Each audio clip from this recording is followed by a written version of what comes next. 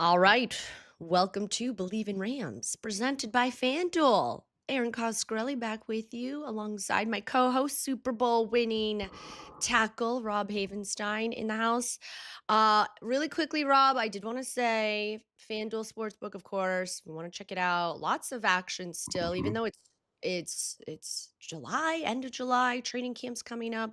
I did check it out, and Rams are favored 3.5 over the Niners for their first game down under.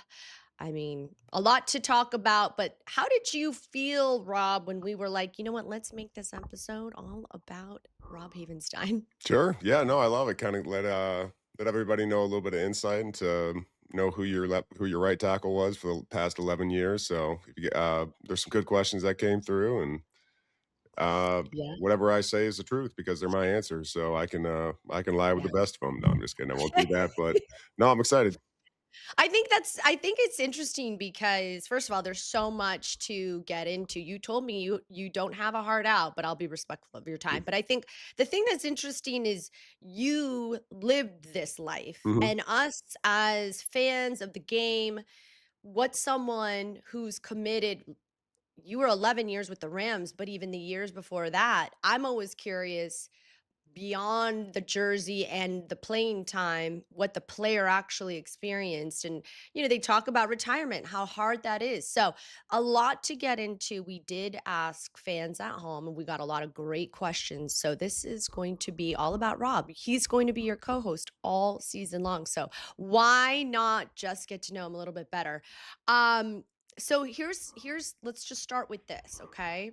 Because February 11th, I don't know if you remember that day. And I don't know if there's a particular reason why you chose February 11, but that was the day you announced, and the Rams posted this on their official website written by Rams senior writer Stu Jackson. He writes an article saying, quote, longtime Rams offensive lineman Rob Havenstein has announced his retirement, doing so via Instagram Tuesday afternoon. 11 years, 150 plus starts, four-time captain, four NFC West championships. The list goes on, and we only have so much time. You've accomplished so much in the league. I officially am announcing I'm retiring from the NFL. Did you choose February 11th as the day to coincide with 11 years? I mean, what was the reason behind the date you actually chose? I wish it was something as fun as that, and now that you say that, that's what I'm gonna start telling people, but, Clever, no, Rob. no, a couple of my good friends at the Rams, guys who I played with, kinda knew, like, what my intentions were after the season, and we were just happened to be playing golf, and he kinda looked over at me and he goes, "When are you actually going to announce?"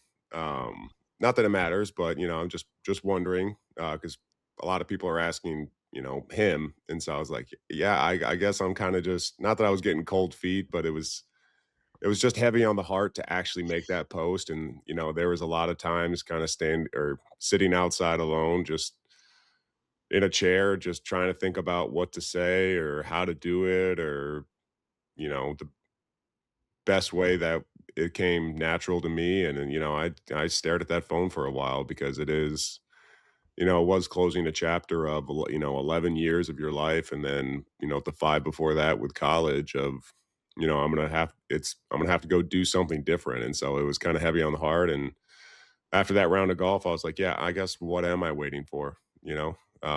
I know this is the path I wanted to go on, and so I sat and did some contemplating for a while and just happened to send it out. But I do like the February 11th year in the league, like, that's 100% what I'm saying from now I on. was I was like Rob was poetic with that. He chose that date by design. But yeah, that's interesting to hear you say that you had to kick it around because once you announce it, it's official. It Mhm. becomes real. And you dedicated over a decade. You were the longest tenured Ram prior to retiring.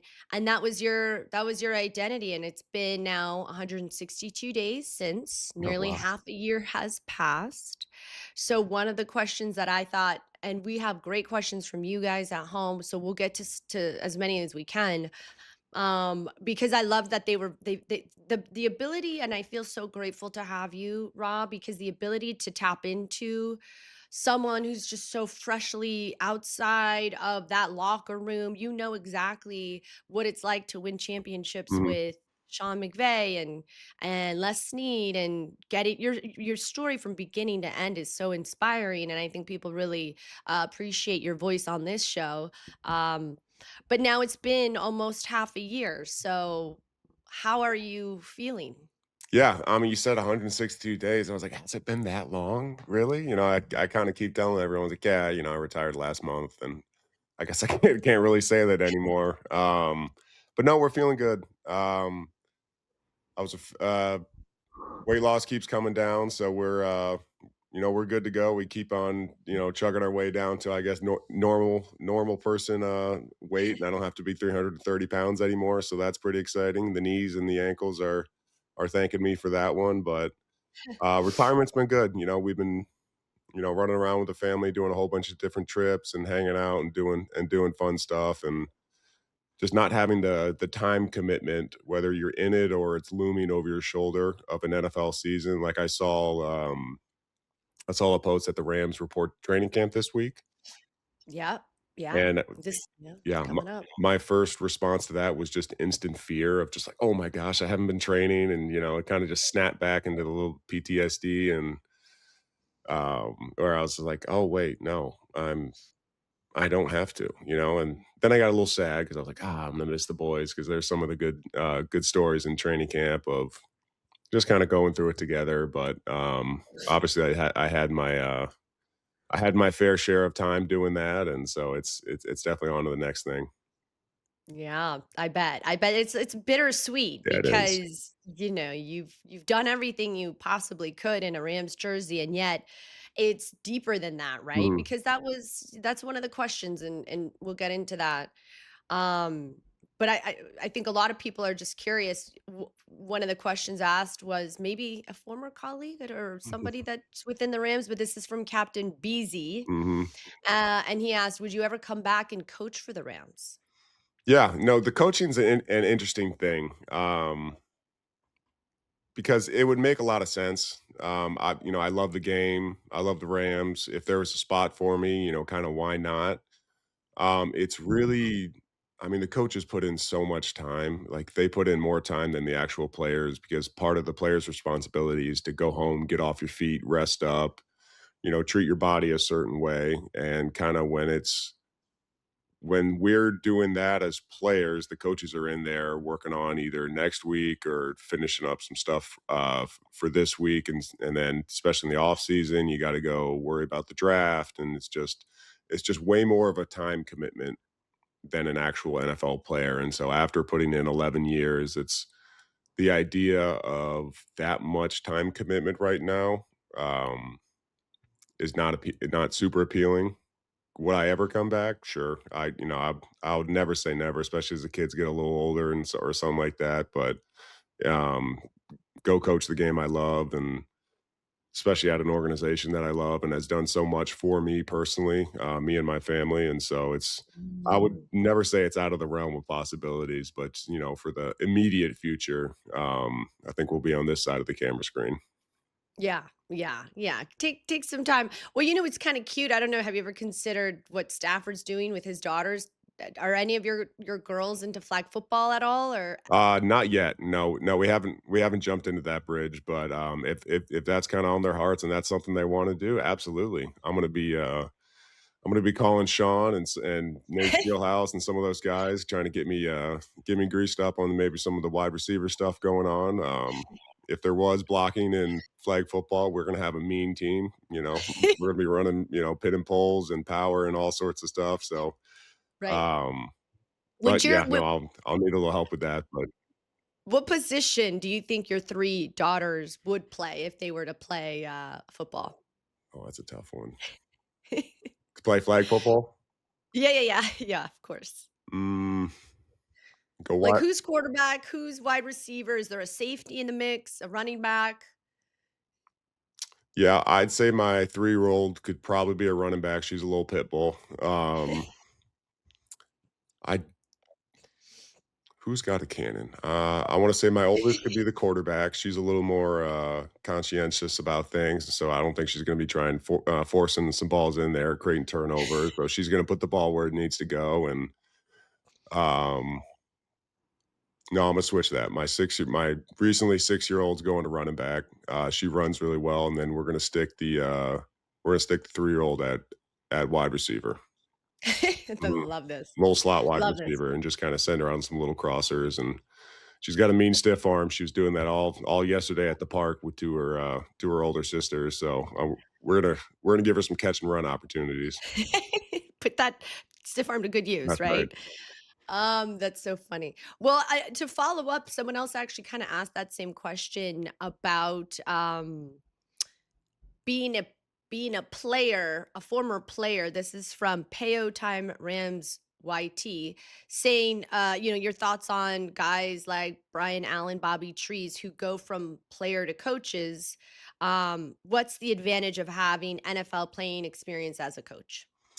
Yeah, so I think it's all in kind of relatability, and so you can relate to your players because what you're saying has real tangible evidence to it. Not saying that a coach who hadn't played can't do it because it's all about how you relate to somebody, how you can communicate information. But when you talk about a certain feeling in your body, especially when it relates to like a Brian Allen, Brian's not the tallest guy in the world, and he was, a heck of a center. He was a Pro Bowl center in can't remember what year that was, 2020 maybe. Don't quote me on that, but he's a heck of a player. So when he talks about like a body feeling, he can really describe that and get into a certain position to kind of lean on a guy and like this is what it should feel like. So it's just Mm. it might not be true coaching experience. It might not be the most dialed in way to talk and communicate, but there's evidence behind what they're saying because they've gone and lived it. And Mm. especially 2 guys like that, like Robert was part of the standard of what it took to be a Rams wide receiver, a blocking, a willing blocker, somebody who can go, handle all the motions, handle all the concepts, and still have the wherewithal to know the run game, to know where you're supposed to go, and still kind of have that dog in you. So I mean, he was part of the blueprint for what everyone sees as a Rams wide Mm. receiver right now. So I think those guys have their identity all over that Rams building. For them to come back and coach and kind of relay that to some of the younger guys, I think is just smart business. Mhm. Yeah, and and that's why I think what McVay is able to do as he played, but obviously not in a professional Hmm. space, makes him so unique because he taps into you guys as players, but he understands the emotional taxing Hmm. of the game and seems to have a connection. I mean, you saw how Aaron Donald talked about him last season. And when he was going through tough times, brought him in the office and like just let him be a person. So I think when you are a player that translates to coaching in the NFL, having a sense of what you guys go through day to day is probably deeply valuable. Hmm. Speaking of that, um, this is a question from Sumi Fats. Okay. Thank you very much. But this is a question, it's about the Rams, and it's a good one. And he's asking about if the Rams need another offensive tackle, do they have enough depth? If Jackson is suspended 6 games, and then how much does a coach have tolerance for, I guess, repeated sort of distractions, if you will? Yeah, with anything, repeated distractions are obviously not what you want to kind of move the team forward. So, but I think we're still kind of in like a wait and see mentality about like what comes up, what the actual results of this are. Um, so I can't speak too much on it because whether you have right now who's slated to be your starting left tackle, right now it's yes. If that changes, then my answer will change. But I won't get into too much of the hypotheticals Yeah. of of anything like that. But anytime you're going to lose a starter or a projected starter, that's going to be an issue. And then a piece is missing. You can only hold so many offensive linemen anyways. And so if I'll just say if that was the case, then yes, I believe there will be another depth piece or somebody to come, fight for the starting spot. If something were to come down, but like I said, right now we just don't know. It's all speculation until we know. We really can't speak further on it, Mhm. but I have a feeling that the Rams will figure it out Yep. one way or the other, as they have. Another question, speaking of um, injuries, because this one from Alan Fisher. What was it like being the leader of the O line with all the injuries? And I want to say he was referencing 2022. Yeah, 22. I don't know. Yeah, that was the year, correct? The Yeah. season we do not speak of. No, I'm kidding. Yeah. That's just kind of Yeah. what we called it in the building, just a little tongue in cheek. But no, it's a great question. We had a lot of injuries that year and a lot of kind of turmoil. And I mean, at one point we had 3 guys that we had signed mid-season and they were starting. We had some guys who were not projected to be really contributors to that team starting at some point. And just goes to show you that whether you're a practice squad guy or not, like at some point your number could be called. So being a leader of that line was difficult, and I'm glad I was able to do it kind of from the front. I want to say there was like one of 2 guys. I was one of 2 guys. I want to say the other one was Tyler Higbee, who made it through the whole season unscathed. So whether that's just dumb luck or anything, but to be there and to be around and then to really kind of challenge who you are as a leader, Mm. kind of really shows whether it's coming from a genuine place or not. Because if you have to fake it for 17 weeks, at some point that armor is going to crack. And then, you're not the leader, not the person you kind of thought you were. But um, if anything, it just kind of made me stronger in my convictions about how I lead, and my way of doing it. And I couldn't fake it and do somebody else's way and try to relate that as my own. I, Mm. I had to be 100% authentically to myself. But that was a tough year. I mean, we had guys rolling in and out mid game, lose them for a while. Like I said, we brought in 3 guys, and credit to them to try and get themselves ready. I mean, the guys, Ode Ibushi, Matt Skura, Ty Nsekhe, they've all played good ball for a long time. For them to get, another crack at it and, come in and, do the best they could with, without the cohesion really, because we missed training camp and OTAs together because, they weren't on the team. But that was a tough season. It was because it was injuries are a real thing, and it's kind of something you really can't get over because the guys who are slated to start are essentially your best options. So when you don't have your best options on the field, it's going to be a hit when you have so many of them. It kind of snowballs into a not a very fun season. Yeah. Well, I think that was the year McVay had said he was, like, not sure whether he wanted to come back, right, Hmm. after that. So, what was your final what was the record? Was it the finished win-loss record? Do you remember that year? No, I've been You're like, "It I've was been working real literally hard with a forgotten." therapist to try and block that one Yeah, out. So it was like Erin. 2021. We won the Super Bowl, and it went Yeah. straight to 2023. Perfect. Yeah. Yeah, yeah, exactly, exactly. Well, it's funny because, that's part of why I like this type of show because while, yes, the stats, the win-loss record, all those things are great, we can extract so much life experience as an athlete going Hmm. through adversity, and I had posted something a couple of days ago, about 3 of the hardest years of my life, and that hindsight, of course, is always 2020, but we need to move forward to like keep, but the lessons are from the past. We have Hmm. to move on. It's like dichotomy at its finest. And when I posted this, the 3 years of my life that were just really hard, someone reached out to me, a girlfriend of mine, and was like, I really needed to see this because the last 9 months of my life have been really hard. And I'm like, that means so much because when we go, it makes sense then when we go through things that we may not understand at the time, but they shape us. They make Mhm, us better, they make us tougher. And that was the thing Jay Glazer said to me last season at training camp. He said, "The reason why I believe in this team, of course, yes, Stafford and Devontae was new, and you've got Puka and all these fun toys." He's like, what the team went through the year before, because you guys had some O line issues 2 seasons ago with moving around some moving parts. And I believe it was not, of course, not last training camp, the training camp before, there were some offensive line, some issues.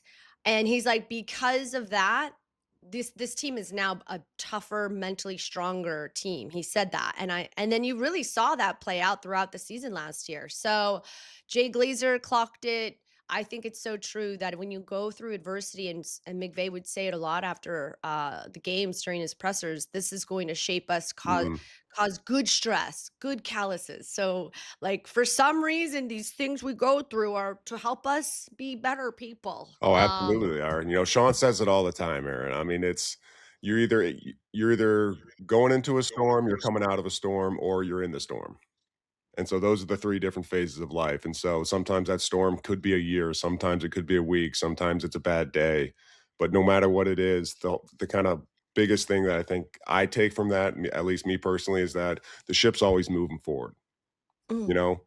So the scars you have on the side of the hull, not to make this a whole ship analogy, but, like, the but they're there, but you're still moving forward, and so, like, how does that shape what you do? Do you need to kinda divert a course a little bit, but you're still going forward? And forward for a football team is your ultimate, where Mm. your ultimate goal is. And that's not just for football, that could be for anyone for life, exactly what you were saying. And so, yeah, they do shape us, but they do get left behind because you're always moving forward.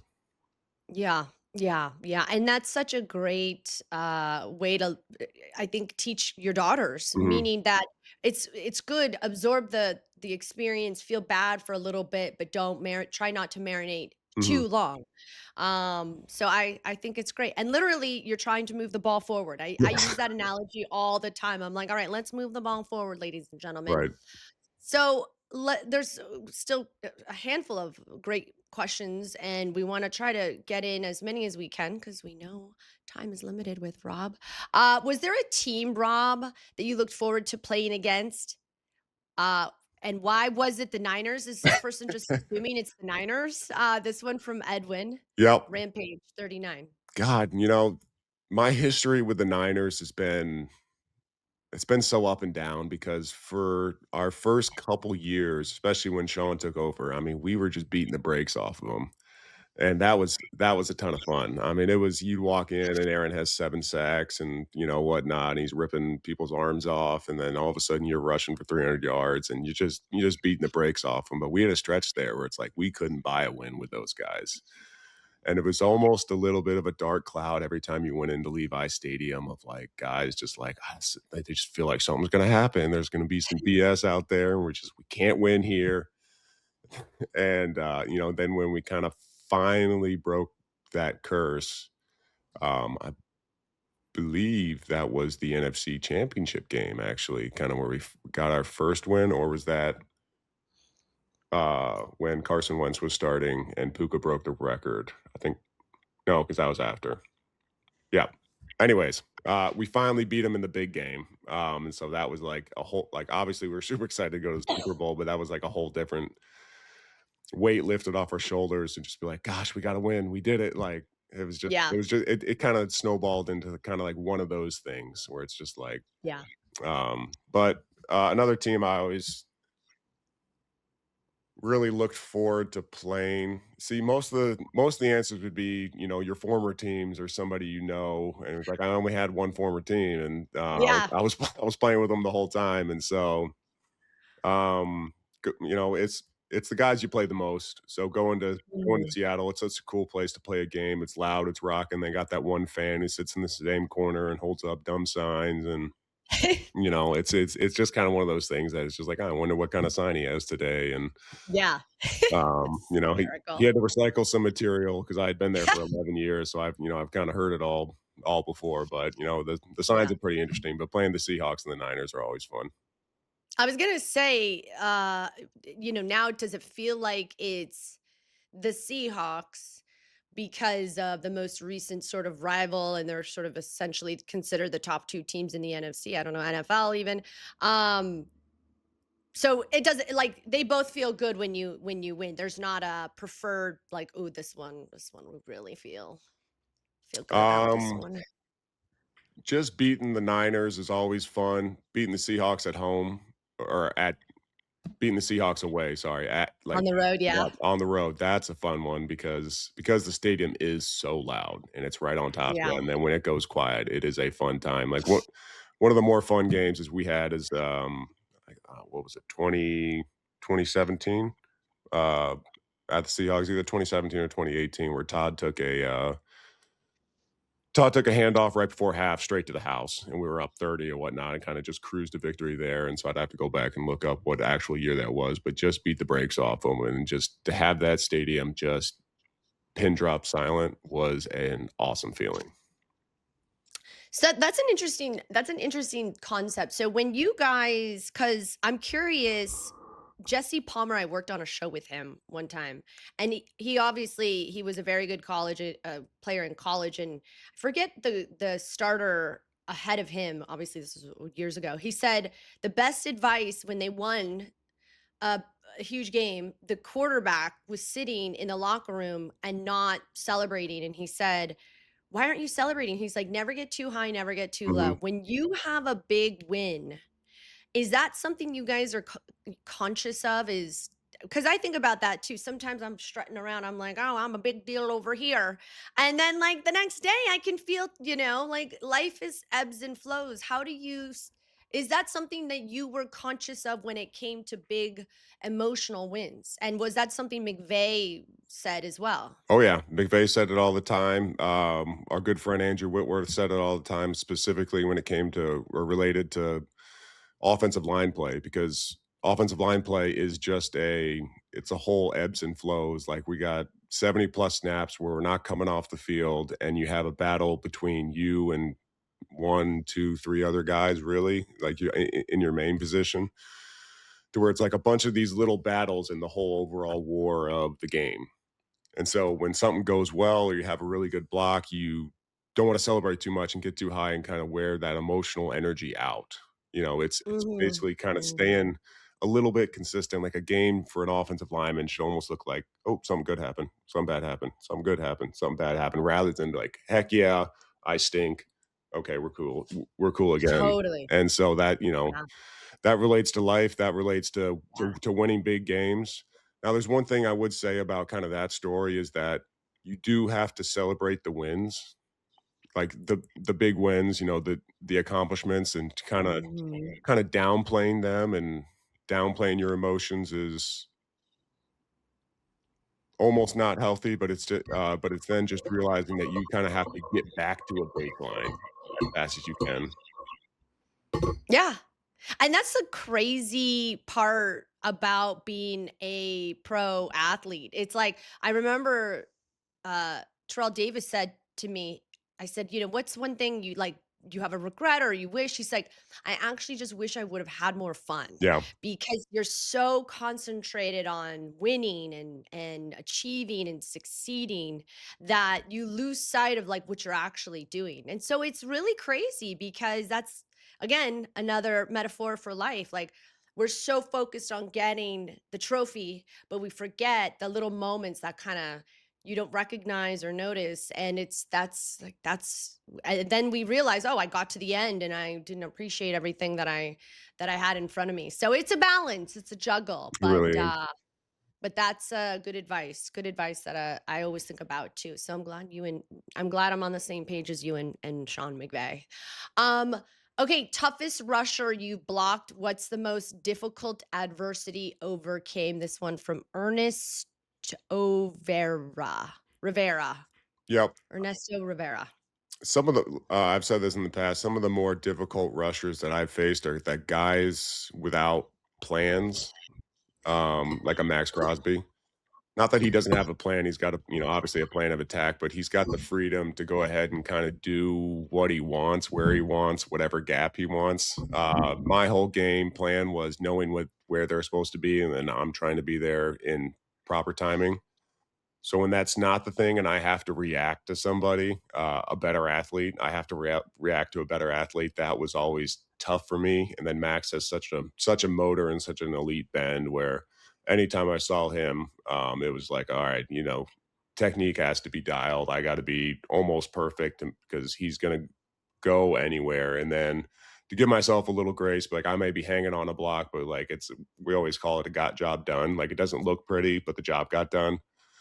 And you're probably gonna have a couple more of those in the game than you want, but it's like giving yourself the grace to be like, listen, I'm battling against an all pro, all world type player who takes a lot of chances. And so it's just kind of having that Mhm. mindset going in and then having the kind of the mental fortitude to snap in and snap out, be in the right place, present what you want to present, and then do what you want to do. And then the second part of the question was what again? Oh, most difficult adversity overcame. Oh, honestly, this last year was really tough on me because it was more mental.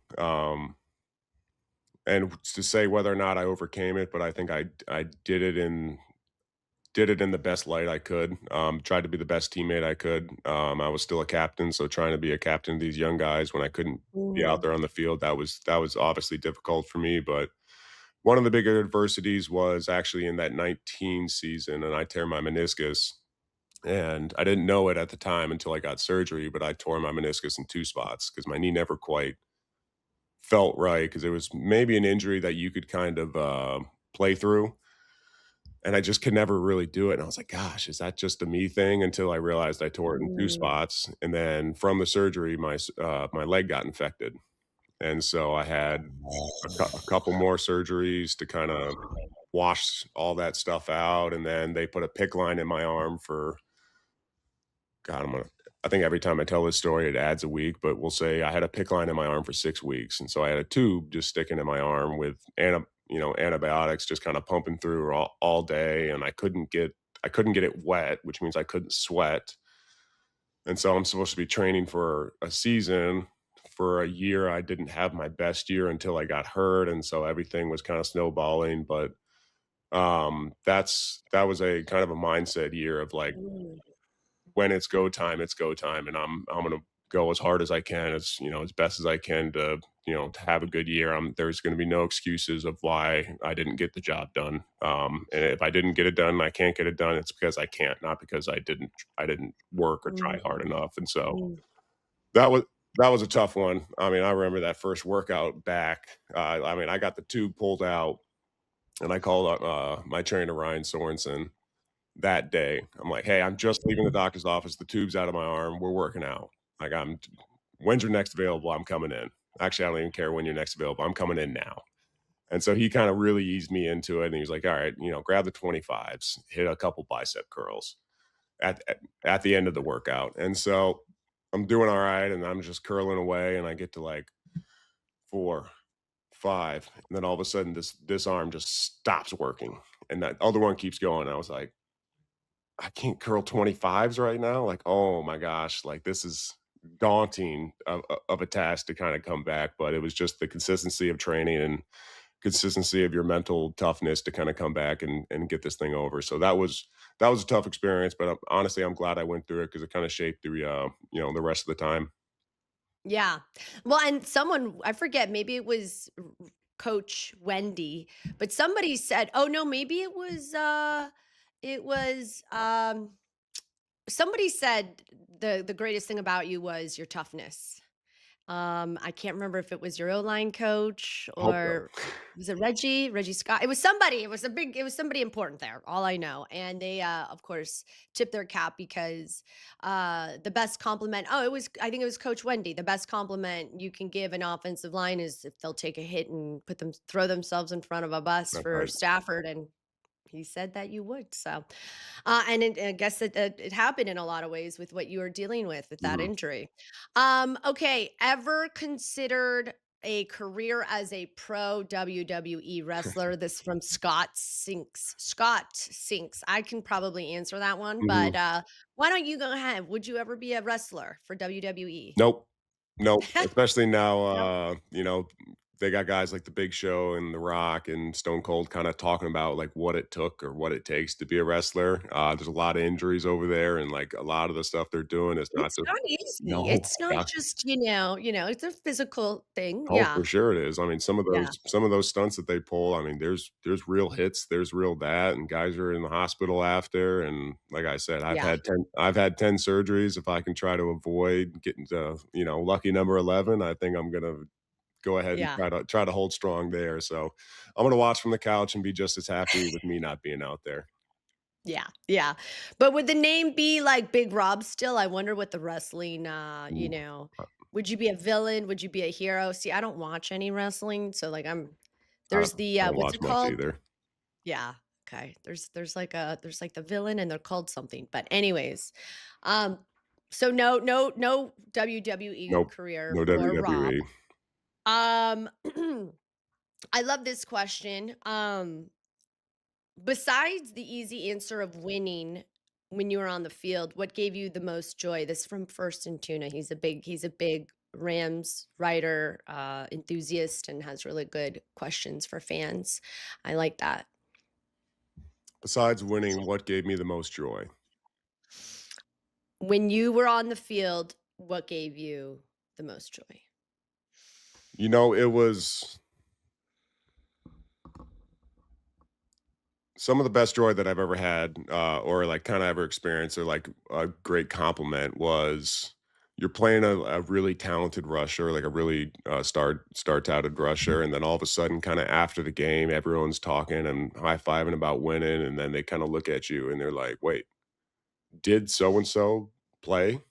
You know, like the other rusher, and you're like, "Yeah, no, he played." It just kind of held my own and did work the whole time. So it was kind of putting together like a complete game. And I say that because I've told all these young guys that you're never going to play a perfect game. You're like the dog chasing the car of like, you're never getting there. Like it's never going to be perfect. There's always going to be one or two. So give yourself a little grace for that. So, take what I'm saying with a grain of salt, but putting together like a really complete offensive line performance, because that's the culmination of 60, 70 plus plays day in and day out, doing the little techniques the right way, the things you've been doing week in and week out, year in and year out of it all kind of comes together, and then you can basically kind of erase somebody from the game plan who is, supposed to be Wow. one of those, game changer type persons. Wow. So yeah, exactly. A race. You render them useless. Mhm. They're a non-existent. You're like, did they play? No, I I crushed it. I crushed it Yeah, this pretty game. good. I love that. I love that. Okay, and then I have a couple questions myself, Yep. but this last one from somebody who said, Drew Pay 1993, Rams player or players you think will have a breakout year. Love the insight. Yep, talked about it before. Terrance Ferguson, gotta be first on the list. Mhm. I think he's poised for a big breakout just because you saw a little bit, you didn't see much his rookie year, and so I think it's bound to happen. I think it's gonna be a point of emphasis, and so whenever that usually happens, Sean's smart enough to make things like that come true, and the way he goes about his game planning, and then, breakout, which I don't know if you can call it really a breakout because he's already done so many good things on the field, but I think Kobie Turner comes out and just has a heck of a year. I think he's going to get a lot more one-on-ones. He's such a crafty guy where I think he's going to go Pro Bowl. If Yeah. not all pro. So that's my stamp on it now because he's been kind of flying under the radar of most of the Rams talks, and you should be talking about a Kobe Turner because the way he prepares and works and goes about his style of play, it's very him. And I think with him seeing a lot more one on ones, that he's crafty enough to go ahead and get that job done more times than not.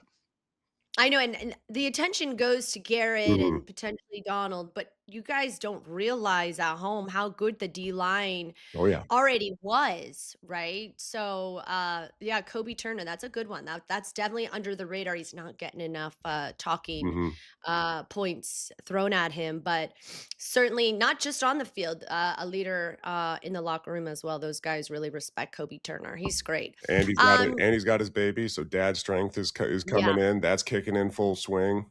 yeah. That's gonna be a dangerous combination. And he talks about his daughter, I believe it's his daughter, and he talks about how she is a driving factor for his motivation, how it's changed him, matured him, and I remember you saying that about how it impacted McVay when he first started having kids, Mhm. how it changes you. So that's really that's cool. That's cool to hear. Okay, couple more. I know we're going long, but I mean, honestly, when you have Rob Havenstein and a plethora of questions to ask him, this guy just recently retired 5.5 months ago. To get your insight and be able to ask questions about your life, your career, is really we appreciate it. So thank you, Absolutely. Rob. What is the biggest sacrifice fans this is an Aaron question. What is the biggest sacrifice fans never see behind an 11-year NFL career? It gets talked about, but I mean, it's gotta be the time. It's gotta be the time commitment because when you're younger, things kinda just seem to feel a little better, and you kinda just kinda go through life and go out and be a little more loose and wild, if that's on your heart, but as the years start adding up and you get to 6, 7, 8, and you actually start really looking into like, oh, I'm like a true veteran now. Like I've been in this thing for more than a cup of coffee, a couple contracts. I've seen people come and go, and then you have more appreciation for the guys who make it 10 plus years. But the time commitment of trying to get your body back and or keep your body to where it needs to be because our bodies are a business. And so there's on every family vacation year 8 and up, it's like, where's the nearest gym?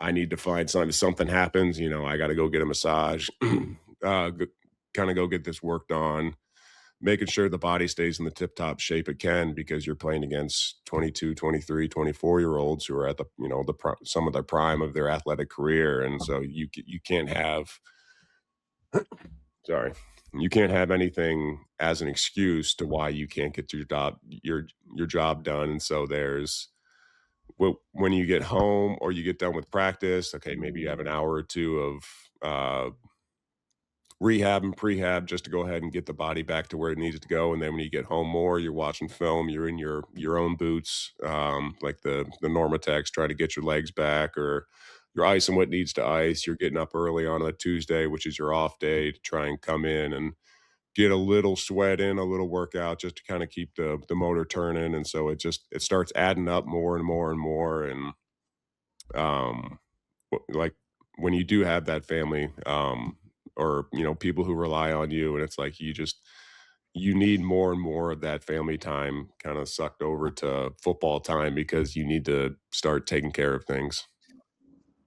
That's why I say that the wives and the women behind the men are the unsung For heroes. Like sure. Erica Donald, it's like sending her flowers. Kelly Stafford, your wife, like the sacrifice is on the family to help and support. And it's hard Hmm. because you're missing, maybe graduations or Yep. birthdays or holidays of sorts, and the No, commitment. Holidays, yeah. holidays during the season aren't really a thing. Yeah, right. It's always Christmas or New Year's or Thanksgiving. So we appreciate you, moms and wives, who we know you guys are a lot of the backbone to Absolutely. keeping you guys upright. So we appreciate that. Um, when you are no longer Rob Havenstein, Rams offensive tackle, who are you? Oh man. I'm a dad, I'm a friend, I'm a son, I'm a husband. I'm just kind of an everyday guy trying to navigate life and raise a couple kids into being some some pretty good ladies who, grow up, have a lot of fun, and, have, fun life experiences. There's nothing that, to me that makes me, really special by any means, especially when, you step off the field, because I'm just trying to be the best dad, the best husband, the best son, I can be. And it that's all it is. You can't really break it down any more than that. And to me, that just comes back to like the fundamentals of being a good offensive lineman. Good footwork, good hand placement, good body lean, and stuff like that. And it's the same thing when it comes to life outside of football. It's trying to do the little things the best you can. I mean, it was 9 a.m. and the girls wanted the pool open, so bang, open the pool, sunscreen them up, yeah, get out there and go have some fun. So that's all I'm trying to be for them, and especially when you talk about that time sacrifice of not trying to make up for stuff, but because obviously that was a choice that we all make for the time commitment to do this job. But now that I have the time, being there more, and just being the best dad I can. I think that's a good question. I remember when I have two more and that's it. Hmm. I swear, because Rob's got engagements. We have to let him go soon. But I remembered during COVID, a girlfriend of mine and I would walk around a local like park area, and this was during COVID, so this was like 5 or 6 years ago. So a different version of Erin back then. And she said, "Who are you when you're not working?" And I was like, "That's an offensive." I felt offended. I'm like, "I am my work." And I had this unhealthy attachment and identity with Erin, the broadcaster, for some reason that I think is very, prevalent in pro sports, because you're judged or valued based on your production on a football field. Hmm. And so if you're not producing, are you feeling good about yourself in a way that actually is not who you are, the person, but just simply what you do for a living? And if it's an unhealthy attachment, when it goes away, um you can feel a lot. And I remember going through some various challenges. I felt less than Yep. like who I was. And I'm like, this is totally two separate things. It doesn't make me any less of a person Right. because this is going on in my life. So I appreciate that. And I think it's just getting back to basics, just remembering we're all people We're here. all people. And yeah. And so okay, mentor. Who's you? I see you as a mentor. You've been mentoring me, Thank coaching you. me, teaching me football this off season, a certain lens into the Rams I had never really perceived before. Who was or is your mentor? I've been lucky enough to have a lot of great mentors in my life. Started from high school. First my dad. First and foremost, my dad and my mom. They've always been on my side and kind of guiding me the right way, but still allowing me to make decisions and make mistakes with those decisions. And kind of learn to live with them. And so, 100% my parents. My high school football coach, Coach Rick Connor. He's a legend back there in Maryland, and kind of the same thing. He's always been there for me. He's never tried to push me in kind of one way or the other to kind of do maybe what other people would want them to do, like in the football aspects. He's always said it like, listen, man, I'm just a Rob Havenstein fan. I'm just happy to be here talking to you. And so Coach Rick Connor's been awesome. When I got to the University of Wisconsin, I had a lot of great older leadership. John Moffitt took me under his wing. He was a heck of a lineman for the Badgers. Josh Oglesby, Travis Frederick. I mean, so many guys. Obviously Travis and Ricky Ricky Wagner played for a lot of years. And then when I got to the Rams, um, kind of going with a guy like Timmy Barnes.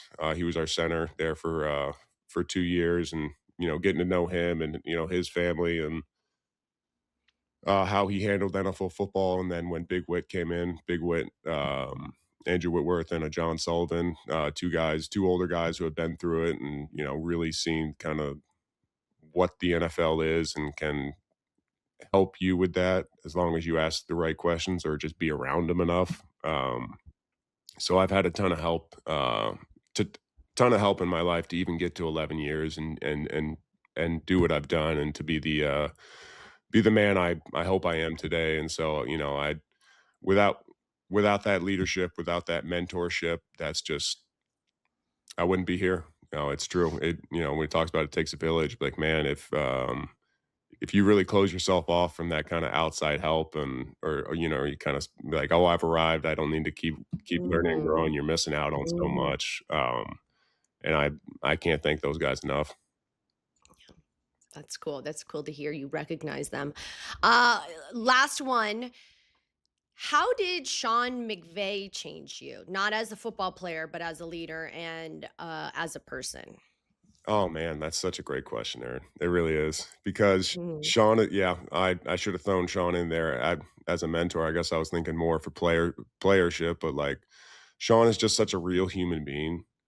And for him to be in the position he's in, to be the going into year 10 of an NFL head coach with, like you said, 4 NFC West championships, 2 NFC championships, 1 Super Bowl ring, 2 Super Bowl appearances. For him to be as accomplished as he is, he's just such a real person.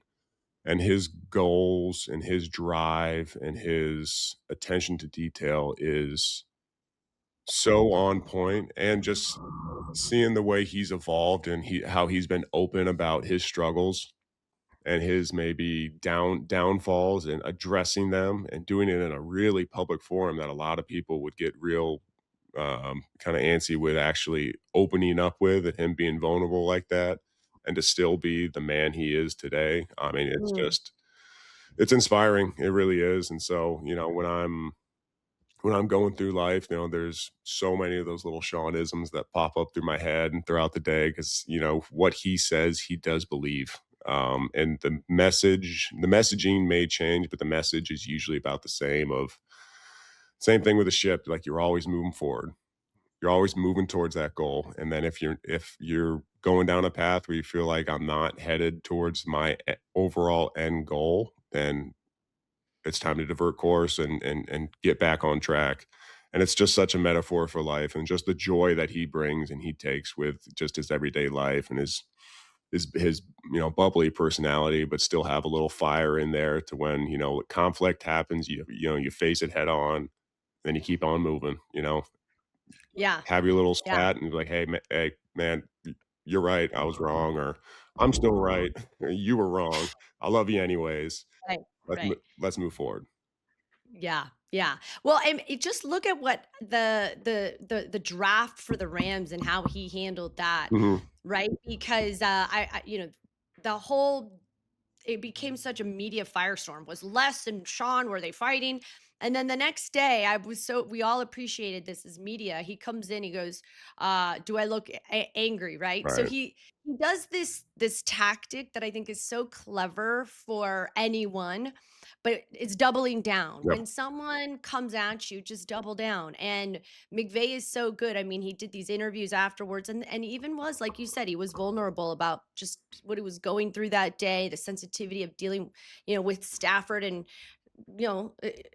handling all of that. You're not always going to have great days Right. and smile, and but the fact that he does, and I will say lastly, how McVay and the Rams have treated me as media is actually it's so telling because they are welcoming, they're inclusive. They want us to be able to tell us the right story for the team. And I'm always keeping an eye on how you treat people who can do nothing for you. If you're kind to the valet or the waiter or media, says so much about you. And it's definitely a top, like down, Yep. top down sort of mindset because I think the president for you guys for the Rams is also pretty high level thinking Very in terms special. of Yes. yeah, yeah.